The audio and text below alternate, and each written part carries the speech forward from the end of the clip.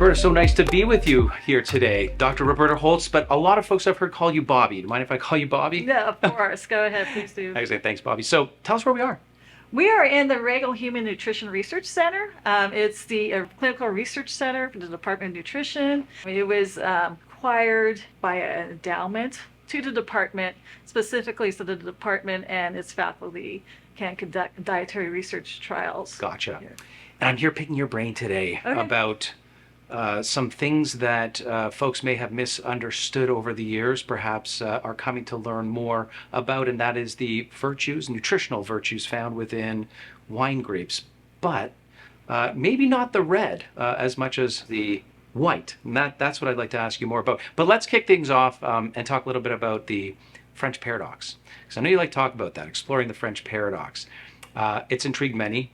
In your exploration of this concept and this phenomenon, how's this influenced your views on now what we're coming to learn of the Chardonnay paradox and its potential for health benefits? Well, the French paradox actually started a whole research program. It's why I'm here, to believe it or not. And then that is the study of flavanols and phenolics and as potential bioactives towards health.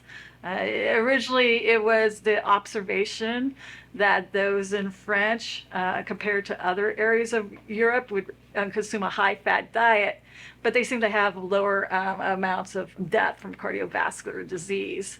So it was hypothesized that it was because they had a high wine consumption that reduced their risk for cardiovascular disease development. Right. They also ran a little bit of study, and it was behold, alcohol reduces this major cell type in your body that causes clotting, causes heart attacks known as platelets. And so that was where the French paradox started. And it wasn't until the following year that researchers here at UC Davis also observed that red wines, which comes out of France, also have these compounds called phenolics that also would reduce not only platelet aggregation but oxidation of cholesterol. Yeah. So that's where the French paradox began. And after that, it began the study of phenolics and flavanols and flavonoids towards cardiovascular health. So in particularly what we're interested in now is that one of the compounds called epicatechin, which is a flavanol found in cocoa, tea, berries, including grapes, has been demonstrated to be protective in terms of cardiovascular health.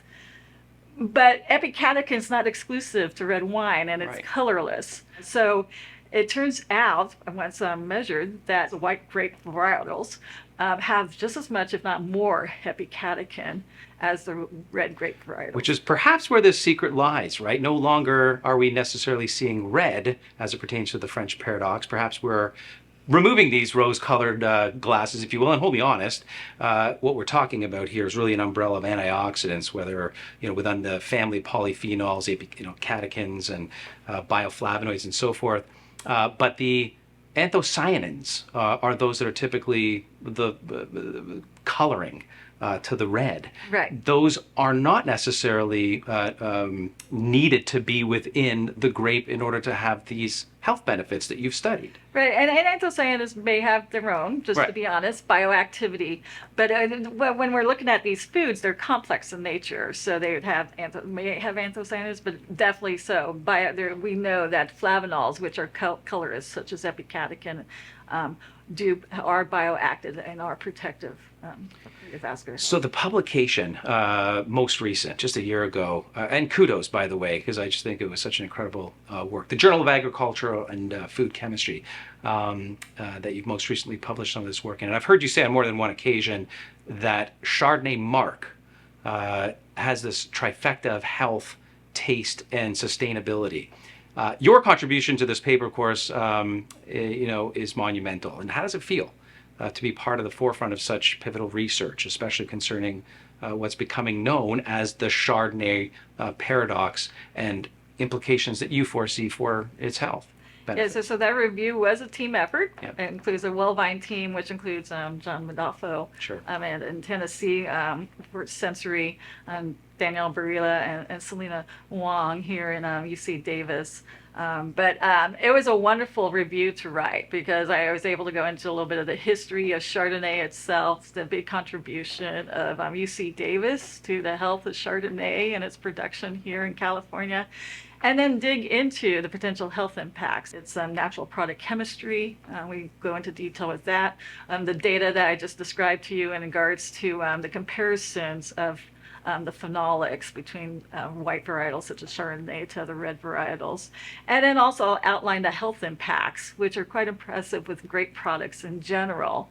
And one of the standouts was the intake of grape products on its impact on cholesterol levels or lipid levels. Right. And that's showing the complexity of grape products such as Chardonnay Mark. Not only do they provide flavanols, which, with this instrument I have behind you, can demonstrate a vascular effect within hours of intake, but as you consume it over time, you'll have impacts, positive impacts of lipid metabolism, and also potentially on gut health. Right.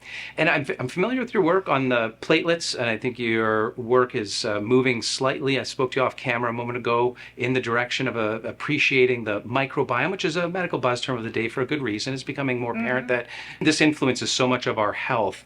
But let's talk about the gut-brain-heart axis, if you don't mind. Not only is that gaining your attention in research, but also as it pertains to how maybe this Chardonnay mark is working in us, even what you found recently in that study. So really share with us how components, as you call them, these complex components, I think it's a really important key term, from the coastal Chardonnay mark interact with this axis, and what potential health benefits might they be offering to the microbiome? Yeah, so we had briefly talked about the flavanols. Like I said, they can be directly absorbed and produce the direct effects, but they also can be excreted back into the gut where your bacterial populations can consume on them. Right. On top of it, the complexity of foods such as Chardonnay Mark is they have larger compounds that aren't absorbed. For flavanols, it would be procyanidins or fiber. So that could be large polysaccharides or smaller polysaccharides known as oligosaccharides. And those specific bacterial populations will consume those. It will basically promote beneficial bacterial populations. And those populations produce metabolites that maintain good health. They can also be absorbed by the body. And they also have beneficial impacts as well, such as short-chain fatty acids. Specific bile acids are also known to have positive impacts.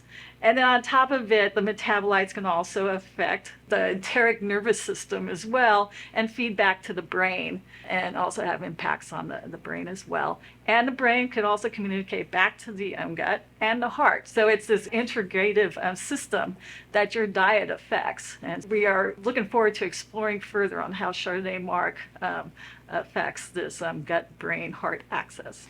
Phenomenal. And of course, when this is upset, this gets upset. And right. when this is upset, this gets upset. And there might be some intermedial, sort of remedial, maybe activity of helping the microbiome. And what you just said struck a chord with me there, and that this selectivity process is going on. These oligosaccharides, which let's just maybe call it what it is, food for the bacteria. They need to eat too.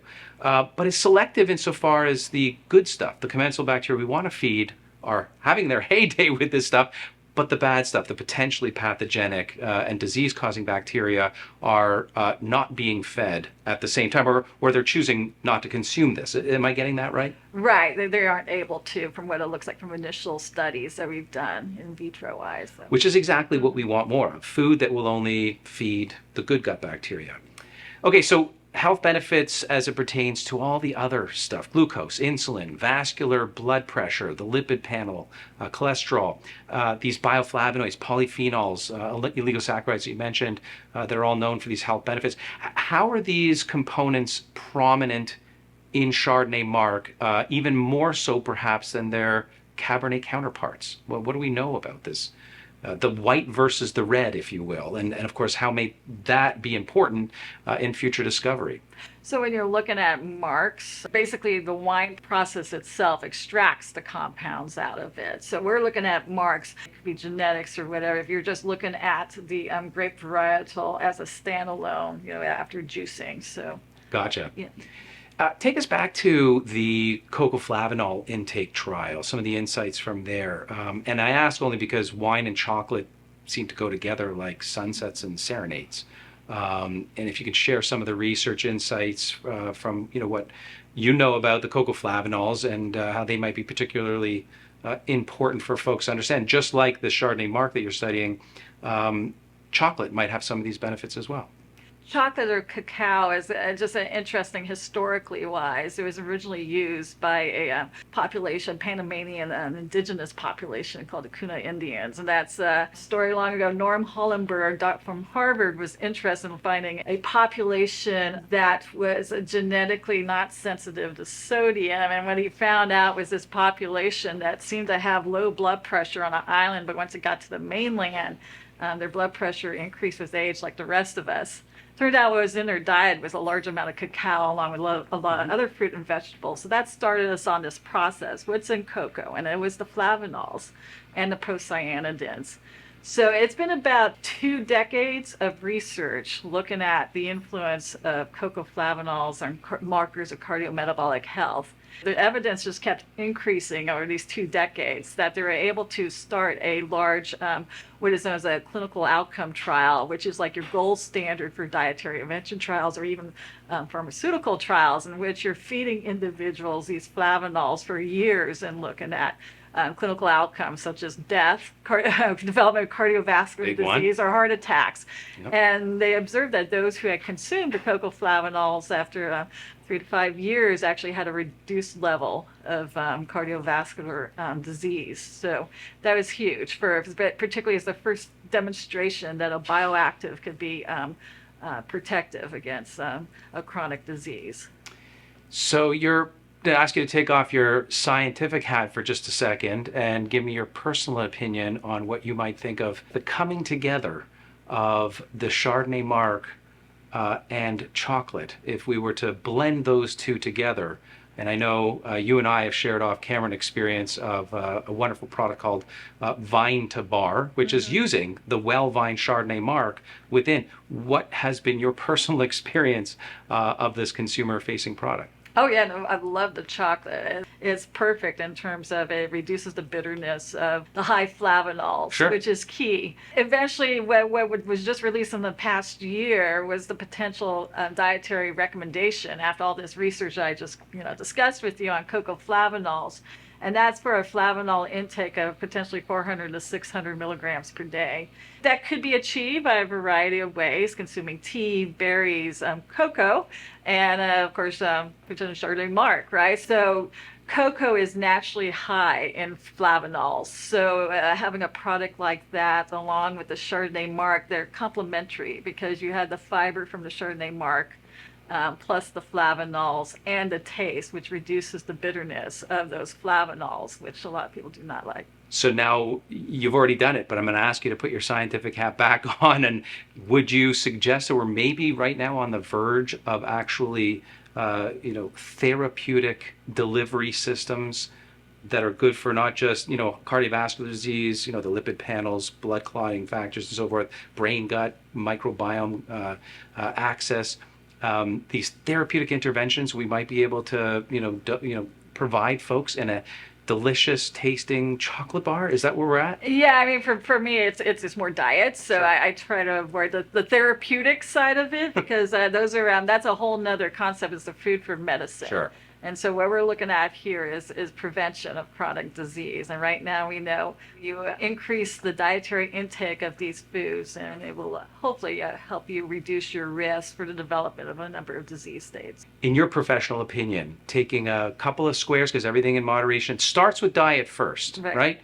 But in your professional opinion, by adding a couple of squares of this delicious that you and I have both tried, WellVine infused Vine to Bar chocolate, which is the Chardonnay, coastal Chardonnay mark infused chocolate.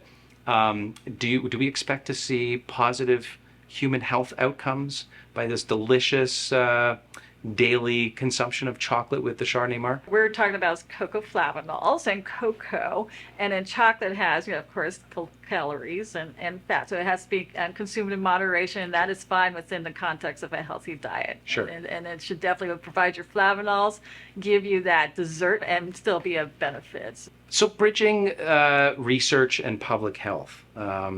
Translating research into actual public health advice is obviously crucial, and that speaks a little bit to compliance. We need folks to do what they should be doing in diet, exercise, nutrition, sleep. We could talk forever about all these things, but how do you see your findings on these flavanols from Chardonnay mark influencing public health guidelines in the future? We have current dietary recommendations are for essential nutrients or the reduction of sodium towards health, chronic, Sure. and that's probably really, the sodium is probably the only dietary recommendation we have in terms of reducing chronic disease development. What's interesting about the flavanols, it's more of a positive versus a negative, because you consume these, then it potentially reduces your risk just because of their bioactivity, their ability to be anti-inflammatory, or like we had discussed, be a benefit to gut health. That is what I see as more the recommendation being. You should hit this level of uptake, probably from a variety of food sources, which includes Chardonnay mark, because those food sources also have other bioactives that could also benefit health as well. Day in the life of Bobby around the UC Davis campus. Oh, What does that look like? well, it depends on what studies I have going on right now. So behind me, we have instrument that we measure vascular function with. So if we have a dietary intervention trial, depends on the type of trial. It's either a daily feeding trial, or we're looking at postprandial response to a food. So typically the individual will come in after overnight fast, we'll feed them, and then we run our outcome measures, be it vascular function, platelet function, or we collect blood and urine samples, or sometimes stool, depending on what we're looking at, for a number of analyses. It tends to be on metabolism or lipid metabolism. So. As we wrap up here, one of your more recent favorite outcomes from your food science intervention research? Well, as I said, the Chardonnay mark study that we're currently running in, when we're adding Chardonnay mark to the cocoa, it's been really intriguing to see the response. The instrument I'm using is a little bit different than those that have vascular function measurement that has been done for a lot of cocoa flavanol work. So it's a little more sensitive. It's impacted by different physiological parameters. So it's quite impressive to see the response to the cocoa flavanol and Chardonnay mark intake. Has that made you change anything in your life? Have you decided I'm going to increase a little bit, my high percent chocolate, or maybe partake in some coastal Chardonnay mark powder in my shake? Have you done anything like that? Yeah, so what's interesting, so one thing I noticed is we were always kind of focused in on when the peak flavanols would be in the circulation, which is the 2-hour time point, which is amazingly intriguing to me, is we're seeing a response at 6 hours, which is when the microbial metabolites occur. So it demonstrates to you that, yes, diet matters, your microbiome matters, even in a postprandial state like that, beneficial changes in vascular response based on those foods and those metabolites at that time. Super interesting. The story so long has been probiotics, and then it kind of shifted gears a little bit to prebiotics, which I think the story still sits. A lot of your research is focused on that. But could it be that we're really actually looking as focused or as hard as we should be at the postbiotics? Is that maybe what you're saying? What I'm more saying is diet in itself greatly influences the microbiome. So that's what we're looking at. And it's right now we know it's dietary pattern, all about dietary pattern and the different bioactives that either are absorbed immediately or, are exposed to your microbiome. And then it's those bacteria that, basically will produce other metabolites. I guess what you're saying, in a post-microbiome that could be of benefit. And that is, an area that we're just starting to really learn more about. So exciting. Well, thank you so much for your time today, Dr. Holt. I appreciate it and all that you do. You. Thank you. All right.